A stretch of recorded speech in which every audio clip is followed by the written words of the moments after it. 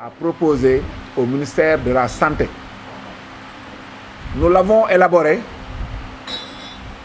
avec l'accompagnement de l'Association nationale de la médecine du sport, dirigée par le docteur Babacar Ngom, qui est membre du comité exécutif de la fédération et à ce titre président de la commission médicale de la Fédération sénégalaise de football. Donc c'est cette personne ressource, à travers son organisation, qui nous a accompagnés, conseillés pour mettre en place un protocole sanitaire soumis à l'appréciation du ministère de la Santé. Une première réunion regroupant le secrétaire général du ministère de la Santé, de la directrice générale de la Santé et des responsables de hauts fonctionnaires du ministère de la Santé ont reçu l'association nationale des élus départementaux dirigée par Maodo Malick Mbaye. Également, il y avait le premier vice-président de l'ONCAV et tout le secrétariat de l'ONCAV, représentant le président de l'ONCAV, présent au Cameroun ce jour-là pour les besoins du tirage de la CAN 2021 qui va se jouer en 2022 au Cameroun. Au terme de cette rencontre, le ministère de la Santé a validé le protocole sanitaire pour permettre à l'ONCAV de pouvoir organiser ses compétitions sur l'étendue du territoire national. Ça, c'est la bonne information à retenir au sortir de cette rencontre. Donc ce protocole est mis à la disposition de l'ensemble des acteurs et ce protocole également a été notifié à l'administration d'une manière générale. Quand je parle de l'administration, je parle des gouverneurs, des préfets, des sous-préfets, ainsi que des maires et des services déconcentrés de l'État concernés en tout cas par notre activité. Maintenant, le contenu de ce protocole, on peut revenir sur quelques aspects. C'est principalement disposer d'un pass sanitaire pour participer ou assister à compétition organisée sous l'égide de l'ONCAV.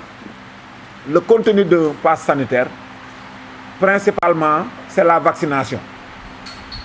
Mais il n'y a pas que la vaccination. Il y a les mesures barrières à respecter, notamment le port du masque, notamment le lavage des mains, l'usage de gel antiseptique, la distanciation, tant que c'est possible de le faire. Donc c'est l'ensemble de ces aspects-là qui constituent le pass sanitaire.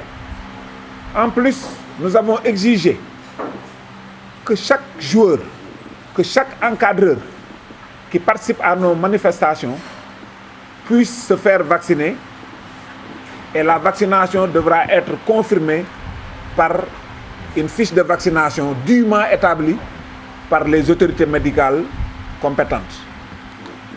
Si vous voyez autour de cette table, quasiment tout le monde dispose de sa fiche de vaccination avec visa de l'autorité médicale l'ayant visé.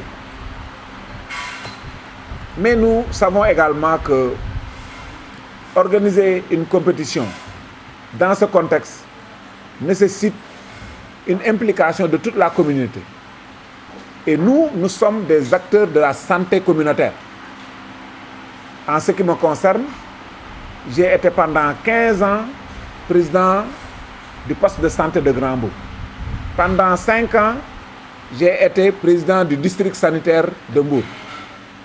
Et il vous est loisible d'aller vérifier au niveau du poste de santé de Grand-Bourg ou du district de Mbour, du centre de santé de Mbour, recueillir des témoignages de mon passage à la tête de ces deux structures. Je touche du bois, mais avec mon équipe, nous avons laissé un excellent bilan à la tête de ces deux structures.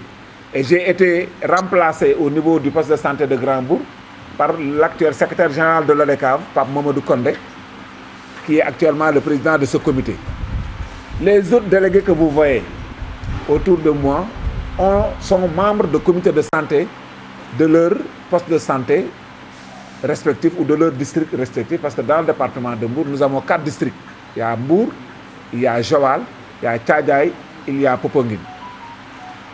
Et vraiment, nos éléments au niveau de ces comités de développement sanitaire, ça a changé d'appellation, jouent un rôle extrêmement important dans la prise en charge des préoccupations des populations, mais aussi l'accompagnement de l'État dans les politiques publiques en matière de santé.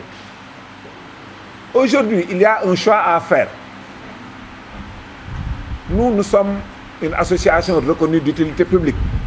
À ce titre, nous exerçons une mission de service public. Parmi ces missions, la santé figure en bonne place. Donc nous sommes des républicains. Nous sommes des partisans ou des défenseurs de l'état de droit. Si l'État nous demande de jouer, nous dit de jouer, nous jouons. Si l'État nous dit de ne pas jouer, nous allons arrêter nos compétitions. Il n'y a pas d'équivoque, il n'y a pas d'ambiguïté à ce sujet. On ne peut pas et on ne défiera jamais l'autorité de l'État. Mais nous pensons que l'État a une opportunité à saisir avec le navétane. Nous sommes dans un état de droit, je l'ai rappelé. La Constitution garantit les libertés individuelles, les libertés fondamentales de tous les citoyens sénégalais. Donc, il n'est pas de notre ressort d'imposer la vaccination. Mais en tant qu'association de droit privé, il y a ce qu'on appelle les actes de légalité interne. Si nous mettons en place un certain nombre de dispositifs pour fixer les règles de participation à ce que nous faisons, à nos compétitions, à nos activités, il revient à chaque acteur de prendre ses responsabilités. Si je dois prendre part à ces activités, je dois me conformer aux mesures mises en place. Sinon, je suis libre de rester chez moi. Personne n'est obligé de se vacciner. Personne n'est obligé de venir participer à nos manifestations. Chacun devra apprécier et prendre ses responsabilités. Je veux aller au stade, je dois me vacciner. Je veux avoir une licence en tant que joueur, je dois me vacciner. Selon les règles et le protocole établi par le ministère de la Santé. Si vraiment tu n'es pas disposé à respecter ces mesures, nous vous invitons simplement à rester à la maison et essayer de voir la manière avec laquelle tu vas combattre cette pandémie, cette saleté, je dirais, qui rôde encore dans nos villes, dans nos bureaux, dans nos maisons, dans nos foyers. Et qui nous fait si peur et qui emporte des personnes qui nous sont si chères. Il n'y a pas un Sénégalais qui n'a pas été affecté par la disparition d'un ami, d'une connaissance, d'un parent victime de la Covid-19.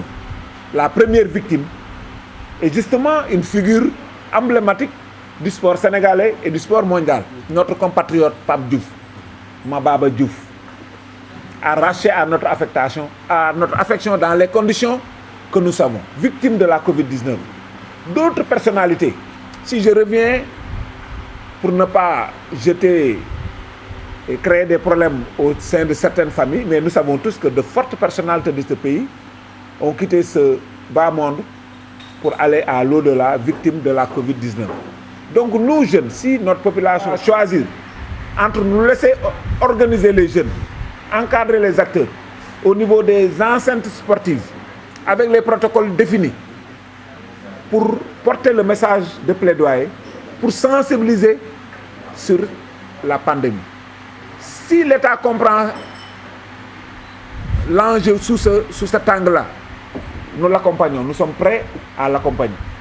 Mais si l'État prend le risque d'interdire, nous allons nous conformer, mais nous allons constater ensemble avec l'État, avec tous les Sénégalais, le spectacle désolant que nous voyons au quotidien, sur les plages, dans nos rues, les terrains de quartier.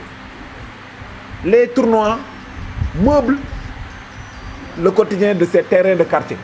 Et ces tournois et les finales auxquelles nous assistons sont dignes de finale du championnat national populaire. Il n'y a pas de différence entre les finales que nous avons vues au terrain de Khandalou, au terrain de Mbourgueil ou au stade municipal de Nianing samedi. Revoyez les images lors de ces finales de tournoi auxquelles nous avons assisté. Et non seulement il y avait des personnalités, mais il y avait l'essentiel des populations qui sont sorties. C'est un souhait des populations, c'est une demande sociale. Et pour terminer sur ce sujet, je dois dire que jouer les navétanes n'est pas une fin en soi. Ce n'est pas une obsession. C'est un service public que nous exécutons. Si on est compris, banco. Si on n'est pas compris, on reste à la maison. L'année dernière, on n'a pas organisé du tout de compétition. Et vraiment, le malheur ne nous a pas frappés. Vraiment, sur cette question, il faut que les détracteurs du mouvement navétane se le tiennent pour dire. Ce n'est pas une obsession d'organiser des compétitions de navétane. C'est une demande sociale. Le navétane est une école de la vie. Le navétane est un régulateur social. C'est à ce titre-là que nous essayons de mettre tous les atouts nécessaires pour organiser les compétitions.